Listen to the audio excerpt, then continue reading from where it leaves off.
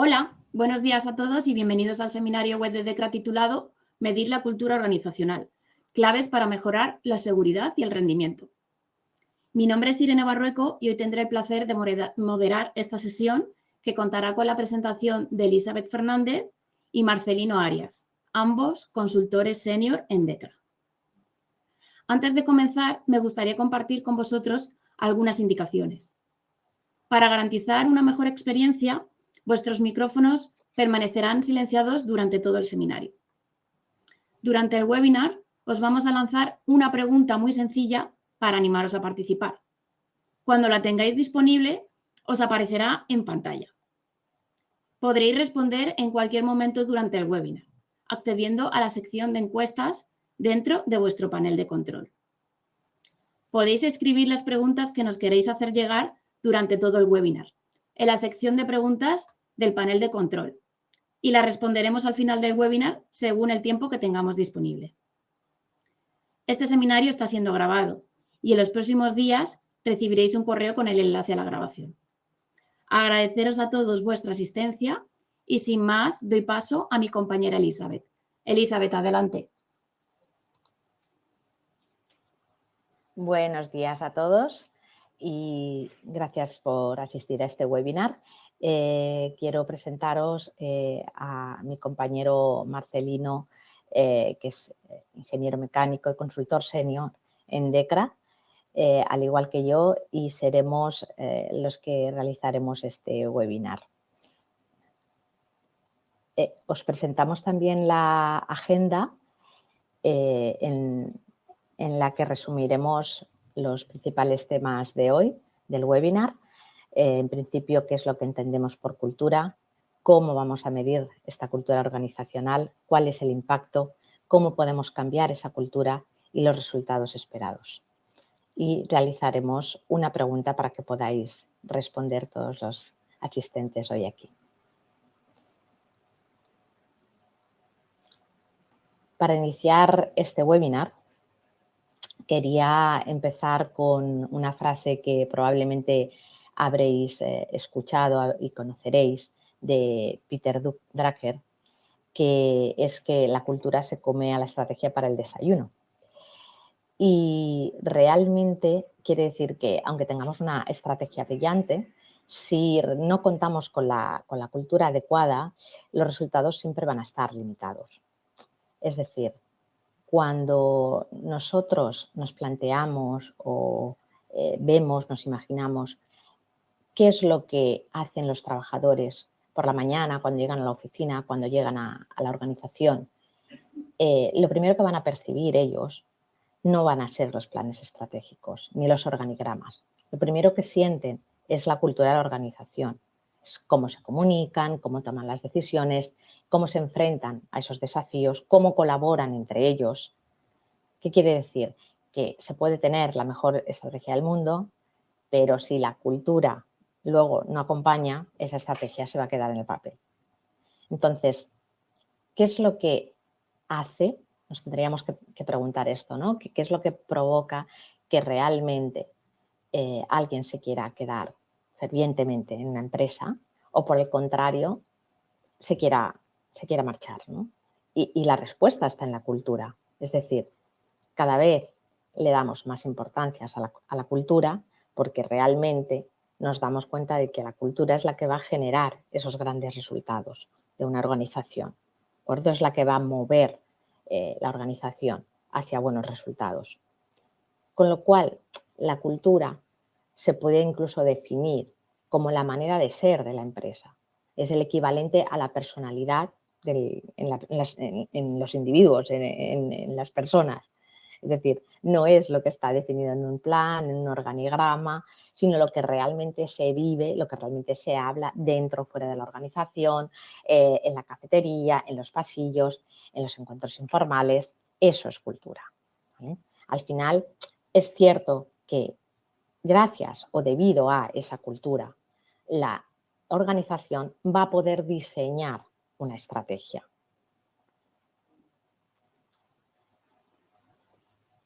Si vamos más allá y profundizamos en la cultura, tenemos que entender que es un concepto que no es solo de la especie humana.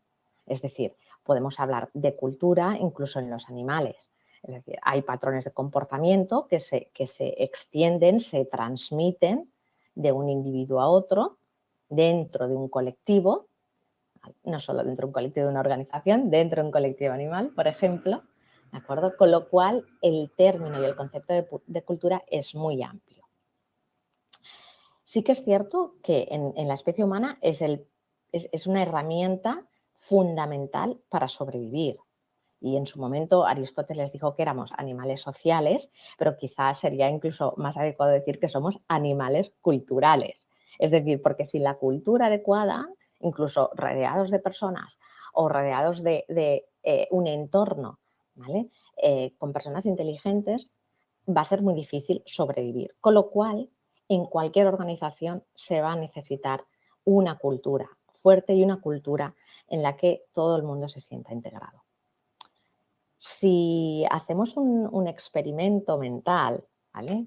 Como este que vemos aquí en esta slide, sobre imaginar que de repente alguien de nosotros nos trasladan junto con 10 amigos a un entorno selvático. Aquí hemos cogido como ejemplo la selva de Irati, Navarra.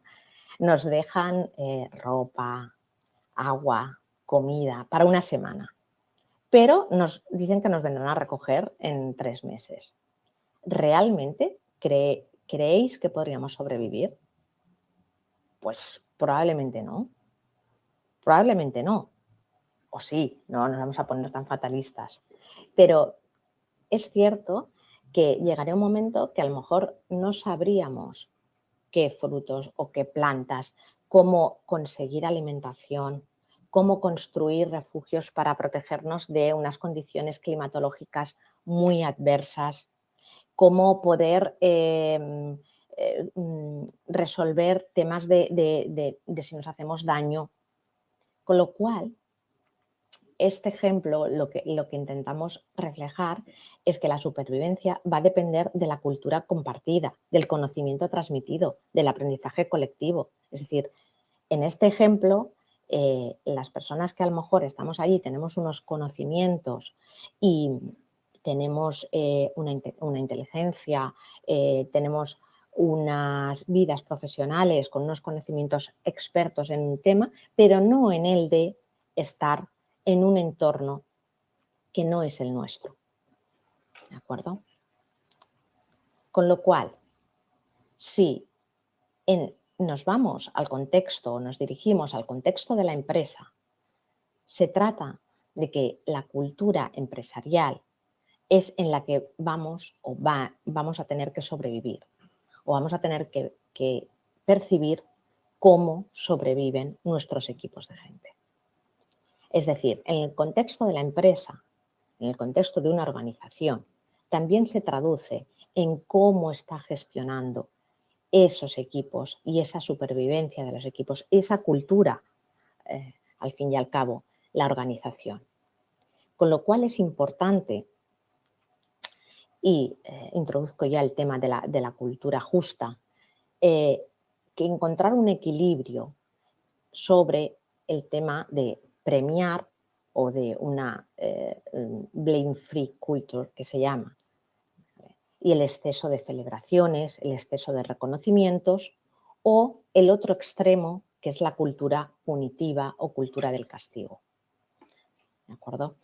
Tenemos que tener en cuenta que en las organizaciones, a diferencia de la justicia civil, se trata de premiar, de reconocer, ¿de acuerdo? Y no solo de sancionar. Eso es lo que nos diferencia a las organizaciones en cuanto a la generación de cultura, que no solo existe el castigo, no solo existe la sanción, como en la justicia civil.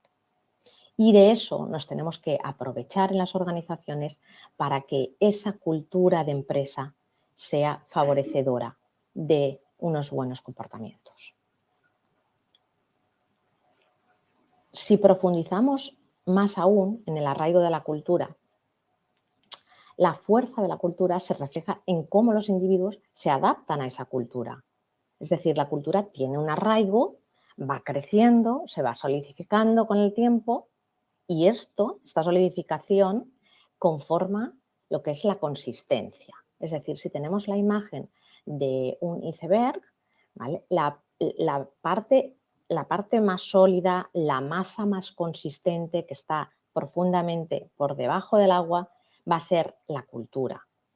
Pero para todo ese arraigo, para todo ese arraigo y solidificación implica que va a costar mucho realizar un cambio en esa cultura. Va a dificultar ese cambio, porque además el hecho de cambiar significa aprender, significa desaprender. Es decir, además, cualquier tipo de aprendizaje y desaprendizaje va a pasar por diferentes fases.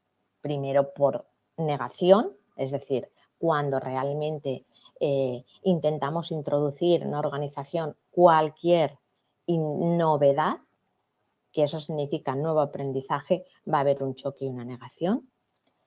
Posteriormente, frustración y depresión, es decir, indignación de por qué esto no podemos llegar a, no podemos mantenerlo como lo teníamos y no podemos llegar a entenderlo con la rapidez que querríamos o que necesitaríamos. Y finalmente, fases de experimentación, decisión e integración. Es la última fase y por eso comprende un proceso realmente largo, todo ese cambio, todo ese cambio y todo ese aprendizaje. Para facilitar ese proceso es fundamental, sobre todo, reforzar la comunicación, elogiar públicamente los avances, difundir historias de éxito. ¿Qué quiere decir? Que las muestras de agradecimiento son motivacionales, las muestras de refuerzo, la comunicación bidireccional, el tener feedback, el poder explicarle a las personas que están realizando ese cambio cultural, que lo están haciendo bien, que lo están consiguiendo. Tiene que haber un enfoque motivacional para que realmente la organización se empiece a mover culturalmente. Y esto coincide con lo que los expertos en cultura como Hudson y Reason describen como que las organizaciones pueden gestionar esta transición cultural para reforzar la seguridad y el aprendizaje. Es muy importante. Con lo cual, si nos fijamos en lo que realmente dentro de una empresa podemos observar, cuando hablamos de cultura, de comportamiento y de actitud, ¿qué creéis que en nuestro día a día, en nuestro, como decíamos al principio, cuando llegamos a la empresa, los equipos, de qué hablan? ¿Qué es lo que vemos realmente de estos tres conceptos? Sabemos que la cultura de seguridad incluye valores, incluye las creencias, conocimientos compartidos sobre el riesgo, sobre la seguridad. Sabemos que la actitud, además, es la predisposición individual o grupal hacia ese riesgo, influida por la percepción personal, es decir, cada uno tenemos una percepción del riesgo y ante eso quiere decir que tendremos una actitud ante ese riesgo o ante la seguridad, en realidad ante todo, ante cualquier acción. ¿Y qué es lo que realmente vamos a poder observar? El comportamiento, por supuesto, ¿vale? Y ahí va a estar la clave del cambio cultural, ¿vale? Porque el comportamiento refleja las acciones y las actitudes frente a ese riesgo. Y eso es lo que podemos realmente observar y eso es con lo que nuestra herramienta, nuestra pieza clave para empezar con este cambio del que estamos hablando. Es cierto que los tres elementos están interconectados, es decir, cuando hablamos de cultura, es imposible no hablar de comportamiento o no hablar de actitud. Por otra parte, si nos fijamos además en el enfoque fundamental que enfatiza la importancia de las condiciones de promover comportamientos seguros, tenemos que inevitablemente hablar de factores humanos y organizativos de la seguridad. Es decir, es fundamental entender los modelos organizativos y cómo gestionan el riesgo. Con lo cual, el enfoque en estos modelos organizativos, en estos factores humanos, va a promover los comportamientos seguros. ¿Qué quiere decir esto? No se trata de ir a analizar, de ir a hacer de detective y de ir haciendo un check en un cuestionario, ¿no? En un cuestionario cuáles son los problemas, en prescribir una solución, sino se trata, como hemos escrito aquí, más bien de un acompañamiento. Es decir, tenemos que observar, tenemos que escuchar, guiar, a ver qué es lo que está pasando, cuáles son los síntomas, como un médico de cabecera, cuáles son los síntomas, para poder así dar un diagnóstico. ¿De acuerdo? Un ejemplo es que en nuestra vida cotidiana, por ejemplo, un equipo en nuestra empresa un día instala un nuevo sistema informático y si en la cultura hay es de colaboración, ¿vale? Se promueve la colaboración, hay una comunicación abierta, se puede dar cabida a errores, a experimentación, a fallos y se corrigen sin miedo, habrá un avance. Pero si la cultura es punitiva, si hablamos de una cultura de castigo, los errores se van a empezar a ocultar, se van a empezar a agravar y aunque existan procedimientos y protocolos, que es lo que hablábamos al principio, por mucha estrategia que haya, realmente no va a haber un avance. Entonces, la cultura va a determinar cómo se actúa, cómo nuestra organización va a ir actuando en cada desafío, incluso en los que los sistemas y las reglas formales y las instrucciones y todos los procedimientos no estén claramente definidos. En conclusión, la cultura no es un concepto abstracto. Al final organiza cómo trabajamos, cómo nos comunicamos, cómo nos enfrentamos a los retos. Es la base de resultados seguros, sostenibles, los que deseamos realmente. Y como líderes y profesionales, nuestra tarea es observar, comprender y acompañar a la cultura de nuestra empresa. Entonces, tenemos que asegurarnos que además esté alineada con nuestros objetivos y que genere un entorno seguro, un motivador, sobre todo, con mucha motivación y eficaz. Y sin más dilación, quiero dar paso para poder avanzar con este tema de la cultura y sobre todo con cómo podemos hacer este análisis de la cultura, doy paso a mi compañero Marcelino. Muchas gracias, Elizabeth, por esta introducción a lo que es la cultura. Bueno, pues siguiendo con lo que nos ha estado contando Elizabeth sobre lo que es la cultura, vamos a ver ahora de forma práctica cómo se puede medir, cómo podemos conocer mejor nuestra cultura y así vamos a poder ver un poco lo que hay en el mercado, de las diferentes opciones que hay y para que acabemos el webinar de hoy con una idea de lo que se puede hacer y hasta dónde podemos llegar con todo esto. Entonces, voy a compartir la primera de todas. Un segundo, dejarme ocultar aquí una cosilla. Voy a mostrar uno de los primeros ejemplos y muy conocidos por casi todo el mundo, sobre todo los profesionales de la seguridad conocen esto en profundidad, que es lo que llamamos la escalera de la madurez de Hudson, o el modelo de Hudson o escalera de la madurez. No es de Dekra, por supuesto, esto es de dominio público. Cualquiera de vosotros puede ir a internet, tecleáis allí escalera de la madurez cultural en seguridad o modelo de Hudson y vais a encontraros esto que hay en pantalla. Estoy comentando sobre la escalera de madurez o el modelo de Hudson y os decía que esto es una forma muy intuitiva de saber si nuestra organización está en alguno de esos 5 niveles que podéis ver aquí en pantalla.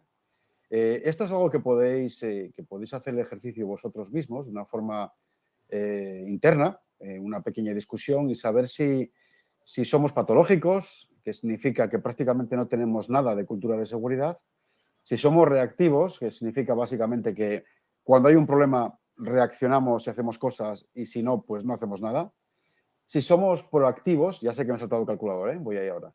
Si somos proactivos, que significa que antes de que nada ocurre tenemos datos y nos adelantamos a los acontecimientos, o si finalmente somos generativos. Generativos significa que somos Si me permitís la expresión, somos el top en seguridad y no solamente somos capaces de adelantarnos, si somos incluso capaces de enseñar a otros cómo hacer seguridad. He dejado en medio el punto intermedio entre reactivo y proactivo que llamamos calculador o calculativo, ¿no? Que significa, bueno, pues estoy a medio camino entre ser reactivo y estoy empezando a ser proactivo. Como os decía, esto es algo bastante intuitivo, saber si soy patológico, si soy reactivo, etc. Ahora sí, se puede medir de una forma muy objetiva. Nosotros, por ejemplo, en DECRA es algo que hacemos habitualmente con otros clientes. Hay una serie de parámetros que te permiten saber si una organización es fundamentalmente reactiva o proactiva, etc. ¿De acuerdo? El problema que tiene la escalera de madurez de Hudson es que está muy, muy enfocada a seguridad, solo a cultura de seguridad. Si queremos ampliar y conocer mejor cuál es nuestro modelo organizativo, podemos hacer otro tipo de ejercicios, como por ejemplo el que estamos mostrando en pantalla ahora. Este tipo de diagnóstico es propio de DECRA, ya no es del dominio público, es nuestro, y es algo con lo que llevamos trabajando durante más de 30 años. Ahí lo que hacemos es medir una serie de factores que no todos son de seguridad, al contrario, hay más factores no directamente relacionados con la seguridad que otros que sí lo están, ¿no? ¿Por qué? Hombre, porque sea seguridad, sea calidad, sea productividad, todo está interrelacionado y la cultura de una empresa no está enfocada solo en un ámbito, está enfocada en diferentes cosas las que hacemos, ¿no? Aquí, como veis, se mide una serie de factores y si ponemos para atrás, por favor, Elizabeth. Sí, se mide una serie de factores y como podéis ver está una serie de factores organizativos, una serie de factores de equipo y otros específicos de seguridad. A mí me gusta leerlo más de como veis ahí, las columnas verticales y algunos factores, por ejemplo, como puede ser mi empresa, medimos cosas como si la dirección es creíble o no es creíble cuando habla. Lógicamente eso no es solo de seguridad, es de todo. Si queremos medir algo específico de seguridad a altos niveles, medimos cosas como el valor de la compañía en seguridad, ¿no? También medimos niveles intermedios, es decir, ingenieros de campo, supervisores, producción, que es la segunda columna que veis ahí y que pone mi jefe. Ahí medimos cosas como si, por ejemplo, los supervisores de producción son justos, tratan a todo el mundo por igual o no. Si hay una buena relación entre mandos intermedios y operarios de primer nivel. De nuevo, no son de seguridad, son de todo, son de cultura general. El específico ahí en seguridad lo llamamos comunicación ascendente. Y ahí tratamos de medir si la comunicación fluye, es decir, si los de arriba se enteran de lo que pasa, vamos a decir así, abajo, ¿no? en nuestras cadenas de producción o nuestras obras. La última columna que veis ahí pone mi equipo y ahí lo que tratamos de medir es si hay una buena relación entre los distintos equipos, si colaboran y si comparten información y se ayudan. Y además queremos saber si se llevan bien, que es importante. De nuevo, no son solo de seguridad, es de todo. El específico ahí sobre cultura de seguridad se llama acercarse a otros, que está ahí abajo, y se refiere a si la gente interacciona, si habla de seguridad. Es decir, cuando he acabado mi jornada laboral, me voy al vestuario, me cambio y hablo con mis compañeros de lo que ha ocurrido hoy en producción. ¿Ha habido un problema de seguridad? ¿Lo he tratado o no? Luego hay otra serie de factores, como por ejemplo el compromiso con la organización o el reporte de accidentes. Todo esto se puede medir y se puede medir de una forma muy, muy precisa. Este ejemplo que veis aquí son esos mismos factores que hemos mencionado antes, no solamente medidos en una empresa en concreto, este es un ejemplo real de una empresa, por cierto, de aquí de España, en el que tiene 600 empleados en ese momento y hemos medido pues todos esos factores. No solamente podemos medir la empresa contra sí misma, es decir, medias, sino que además podemos hacer benchmark. Podemos comparar cualquier organización con el mundo industrial. Además, por sectores, sector químico, sector electrónico, sector de construcción, etcétera, ¿no? Con lo cual, a la gente no le es suficiente con decir, oye, en cuanto a credibilidad, que tengo un 4, un 5. Bueno, vamos a ver, ¿comparado con qué? Pues mira, comparado con tu mundo, con el mundo de la industria en que tú estás en un cierto percentil, estás mejor que el resto o estás peor, ¿no? Sin entrar en mucho detalle, básicamente esos números que veis aquí significan eso. Esta organización en concreto, por ejemplo, como podéis ver, tiene algunos percentiles, así los llamamos, muy altos. Si os fijáis, hay ahí pues, un número 86, que son las relaciones de los grupos de trabajo. SWGR es lo que significa. Es decir, La gente se lleva muy bien entre ellos, a nivel de operadores. O, por ejemplo, veis ahí un percentil de 80 o 84 también. 84, que es el IR, significa que reportan muchos incidentes, saben reportar muy bien y siempre informan. Si nos vamos a los más bajos, comparado con otras organizaciones, esta empresa, por ejemplo, veis ahí en amarillo, tiene un factor que se llama el OVS, que es el valor de la organización por la seguridad, muy bajito. Es decir, esta empresa, comparada con otras, no le da el valor que esperamos de la seguridad. Tendrá posiblemente muy buenas políticas, tendrá unos carteles preciosos, pero la gente de producción de todos los días dice, mira, aquí en el día a día lo que prima son otras cosas y no siempre la seguridad, ¿no? Esto nos vale para hacer estrategia, nos vale para poder medir de una forma, como dije antes, muy precisa y poder hacer estrategia con la empresa. Es más, después de unos 30 años de utilizar este tipo de sistemas y analizar miles de empresas, vemos correlaciones a veces muy directas entre lo que es el performance en seguridad y lo que es la cultura de la empresa. Mirad, aquí veis un ejemplo muy claro.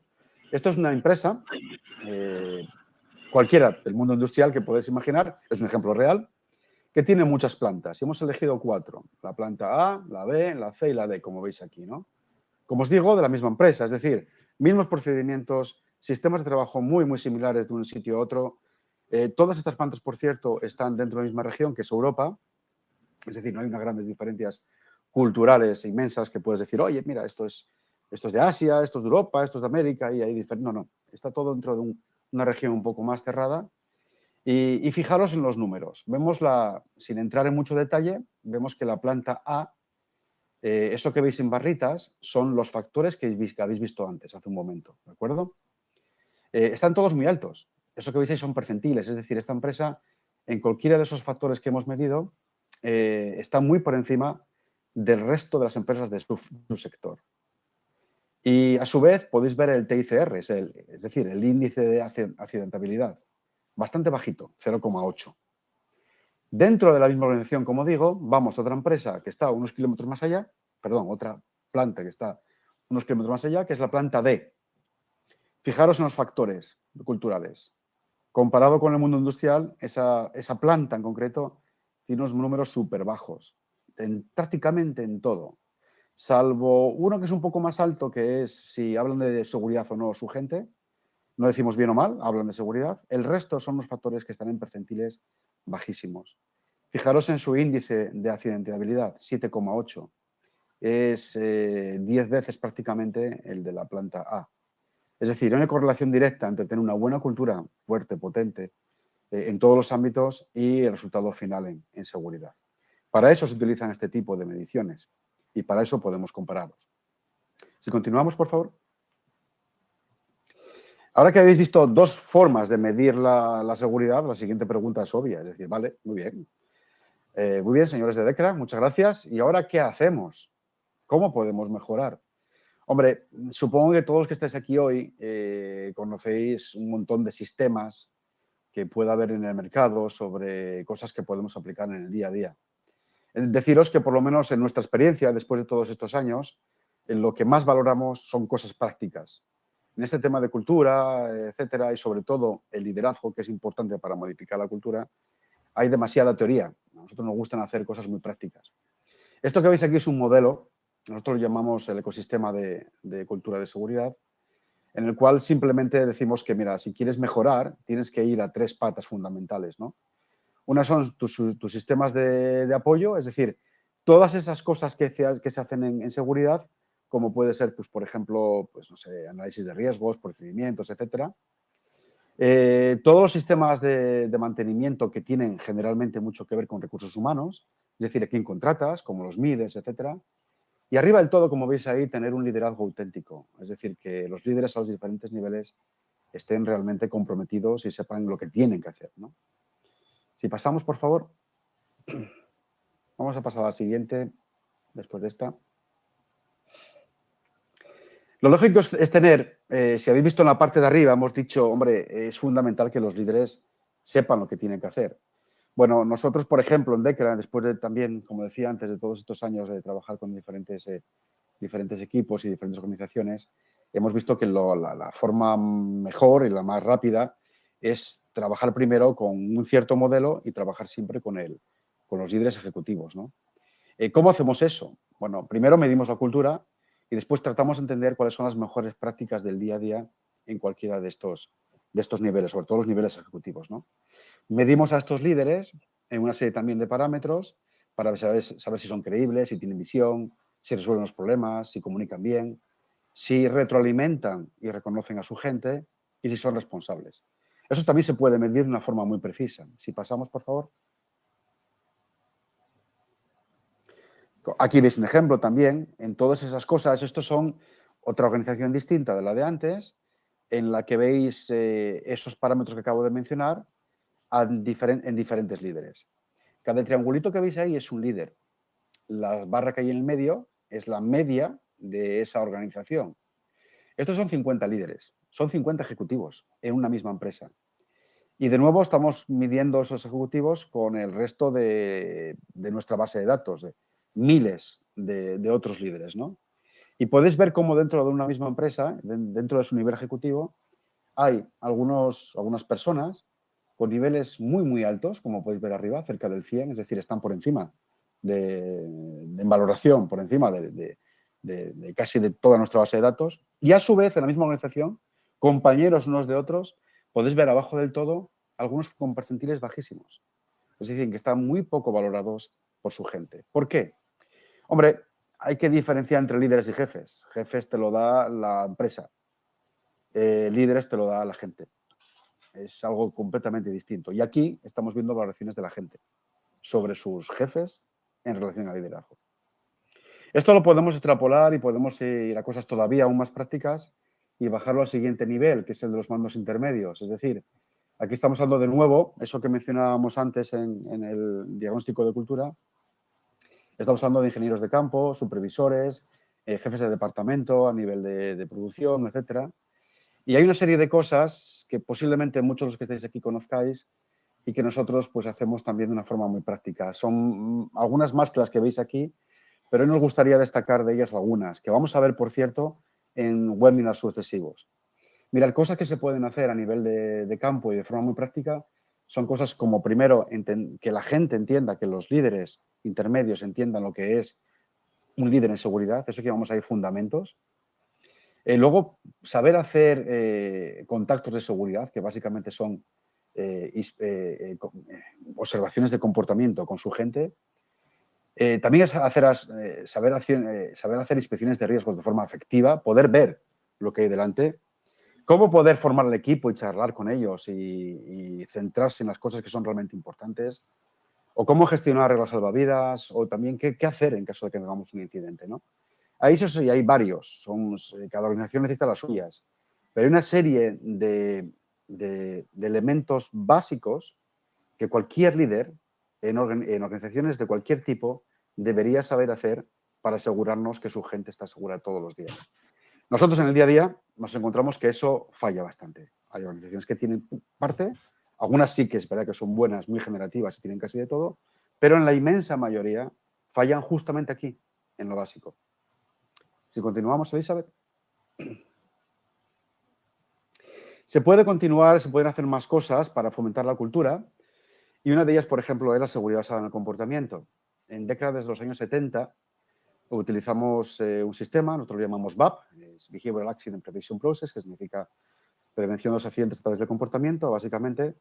Y aquí damos sobre todo la mano a los operarios de campo, a los trabajadores, como también llamamos a veces. Es decir, la gente que está todo el día en producción, les mostramos, les enseñamos qué son los comportamientos críticos, cómo se pueden gestionar ellos mismos y cómo pueden obtener datos de lo que ven todos los días. Si continuamos, por favor, Lisa. Y finalmente, nos gustaría destacar que hoy en día, dentro de cómo podemos estructurar un cambio cultural, hay un elemento clave. En todas las organizaciones hay una preocupación cada vez mayor por entender qué son aquellos eventos que pueden realmente destrozar una organización. Me refiero en el sentido literal de la palabra. Es decir, que puede causar daños catastróficos a nivel de materiales, etcétera, o sobre todo que puede causar muertes o accidentes discapacitantes. Hoy en día, en la ciencia de la seguridad lo llamamos SIF. Por favor, si puedes volver, Elizabeth. Hoy en día en el mundo de la cultura de seguridad lo llamamos SIF, que significa accidentes serios y mortales, y tiene una estructura propia y definida sobre cómo tratar este tipo de accidentes, ¿no? Y entendemos que tanto a nivel ejecutivo como a nivel operacional, hoy en día lo demandan las empresas y es algo que deberíamos estar haciendo todos. Si juntamos todo esto, ya pasamos a la siguiente, podemos ver los resultados finales. Esto que veis aquí es simplemente una organización medida con ese procedimiento que mostramos antes, que llamábamos OCDI, Diagnóstico de Cultura Nuestro, ahora y después de 2 años de aplicar todas esas cosas.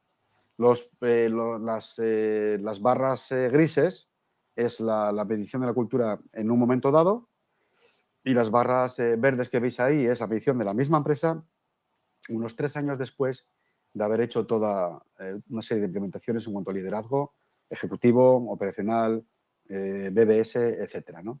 Y veis que la propia empresa se ha valorado ya con parámetros muy por encima. Sí, continuamos. Y ya está. Queríamos hoy hacer esa pequeña introducción para que entendieseis qué es cultura, cómo la medimos, qué podemos hacer para mejorarla y ahora, por supuesto, es el turno vuestro de las preguntas.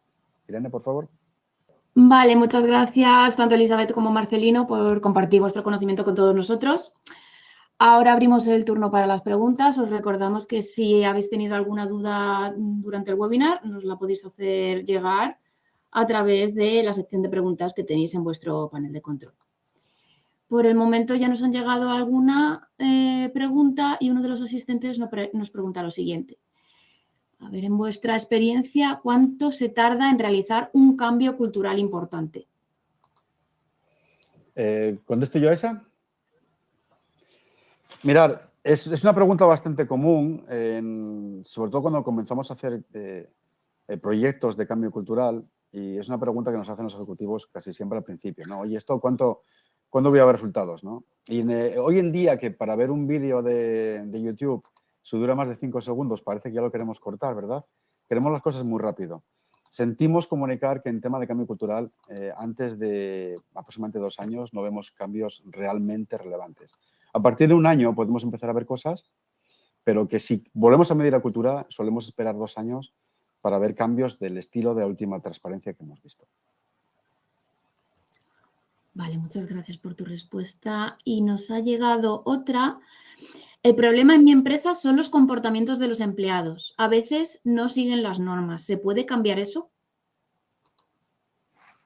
Elizabeth, ¿tú? Tú mismo si quieres, Marce. Vale, ya, sí, que pues nada. Ya que estabas en la línea. Pues nada, pues sí, se pueden cambiar los comportamientos. De hecho, a ver, el tema de cambiar los comportamientos, que mucha gente cree que se pueden cambiar solo desde arriba. Es decir, hago un procedimiento, se lo digo a la gente, se lo recuerdo de vez en cuando, le doy formación y la gente ya va a cambiar comportamientos. No funciona así.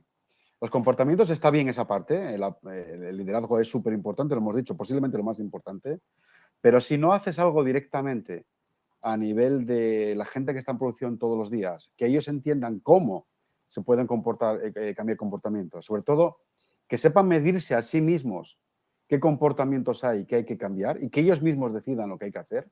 Si no los involucras de ese nivel, no vais a conseguir el éxito de cambiar comportamientos y tener una cultura fuerte en seguridad, está claro. Vale, pues no veo ninguna pregunta más, por lo que, bueno, pues en este punto me gustaría revisar con todos vosotros cuál ha sido el resultado de la encuesta que os hemos lanzado antes y de la que habéis respondido casi todos. 12 de vosotros, es decir, un 75%, pensáis que la cultura de la organización es el factor más importante para influir en la seguridad de las organizaciones. 3 de vosotros, es decir, un 19%, pensáis que es el liderazgo de los directivos que es el factor más importante. Y 1 de vosotros, es decir, un 6%, pensáis que la percepción del riesgo de los operarios pues, es el factor más clave, ¿vale?